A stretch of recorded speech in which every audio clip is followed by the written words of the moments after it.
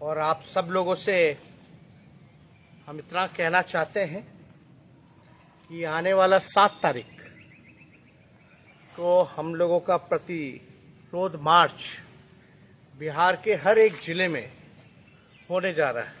महागठबंधन की सभी पार्टियों की तरफ से, जिसपे कि CPIML, CPM, CPI, कांग्रेस और RJD के, यानी महागठबंधन की सभी दल इस मार्च में हिस्सा लेंगे।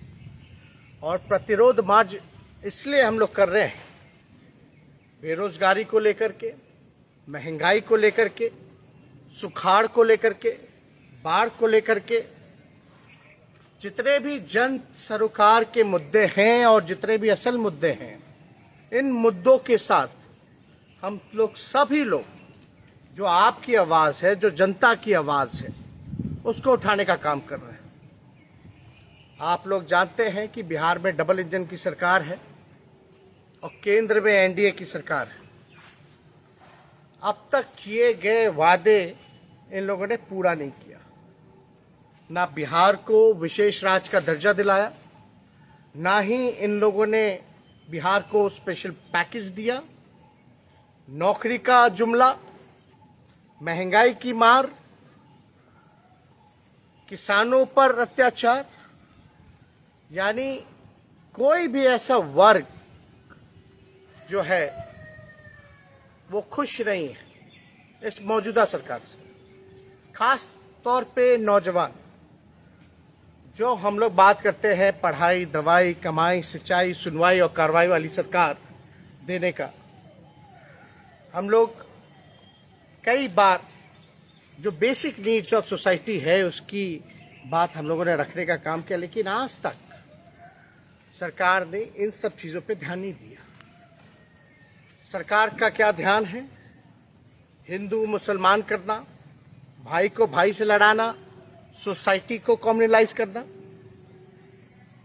जो रियल मुद्दे हैं उसका ना इस्तेमाल, उस पर बात ना करके जो विपक्ष है, जो ऑपोजिशन है, उसको डराना चाहती है, उसको धमकाना चाहती है अपने तोतों से, चाहे CBI हो, इनकम टैक्स हो या ED हो।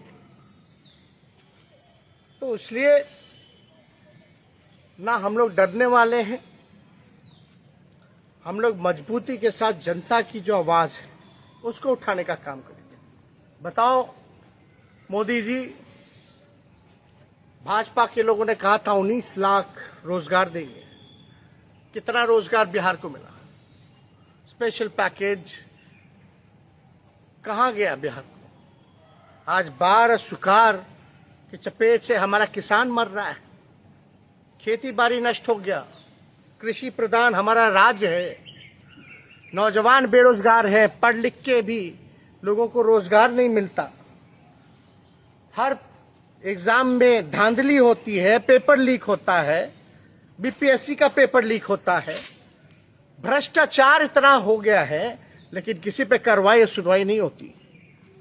आपको ये रथ दिखाना चाहते हैं।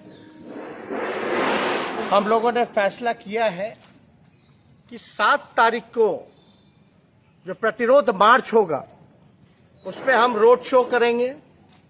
और रोड शो के जरिए, ये रोड शो पटना के सगुना मोड़ से शुरू होगा। सगुना मोड़ से डाक बंगला चौक तक हम लोग जो है रोड शो करेंगे, असल मुद्दों के साथ। बेरोजगारी, महंगाई, बाढ़, सुखाड़, भ्रष्टाचार, ये सारे मुद्दे रहेंगे। और ये रथ जो है आप देख सकते हैं, हम लोगों ने बेरोजगारी हटाओ यात्रा जब इसकी शुरुआत की थी, उसके बाद ठीक कोरोना आ गया था। 2 साल तक कोरोना रहा, मौका नहीं मिल पाया। फिर चुनाव आया, चुनाव में जो असल मुद्दे थे, आपके मुद्दे थे, और हमने वादा किया था अगर आप हमारी सरकार बनाइएगा, गरीबों की सरकार बनाओगे, तो पहले कलम से, पहले कैबिनेट मीटिंग में 10 लाख लोगों को रोजगार देंगे। और आज नौजवान दुखी है, लोग पढ़ लिख करके भी, डिग्री होने के बाद भी लोगों को रोजगार दिए। तो इस रथ पे बैठ करके सगुना मोड़ से आपका डाकबंगला चौराहा तक हम लोग मार्च करेंगे। और आप कल्पना कीजिए कि जो लोअर मिडिल क्लास फैमिली है, जो आम आदमी है, इतना महंगाई है, बेरोजगारी है, हमारी बात नहीं या और किसी की बात नहीं, जो गरीब है, जो लोअर मिडिल क्लास फैमिली है, आप समझिए कि अगर उसकी तनख्वाह यानी उसकी आमदनी अगर 10 से 15,000 रुपये हो या 15 से 20,000 रुपये हो और घर में 4 लोग हों तो एक पैसा नहीं बचता। बच्चों का पढ़ाई, इलाज, राशन, बिजली का बिल, किराया, कितना मुश्किल होता है। लेकिन ये सरकार को कोई चिंता नहीं। इतनी महंगाई हो गई, पेट्रोल डीजल इतना महंगा हो गया, हर सामान कितना महंगा हो चुका है। गैस सिलेंडर आप समझ सकते हैं, जो 10,000 आदमी 15,000 रुपये कमा रहा है, अगर वो 1,200 रुपये केवल गैस सिलेंडर में एक दे रहा है, मकान का किराया दे रहा है, तो कितना खर्चा होता होगा? कुछ नहीं बचता होगा। और घर में उसके तात्कालीन कोई बीमार हो जाए, अचानक से कोई बीमार पड़ जाए, तो कहां से इलाज करा पाएगा? हर चीज, स्कूलों में पढ़ाई नहीं होती, सरकारी स्कूलों में क्वालिटी ऑफ एजुकेशन नहीं होता, अस्पतालों में सही से इलाज नहीं होता, लोग भागे फिर रहे। तो इसलिए ये जो सरकार है, ये केवल पूंजीपतियों की सरकार है। इनको गरीब जनता, आम जनता, नौजवानों से कुछ लेना देना नहीं है।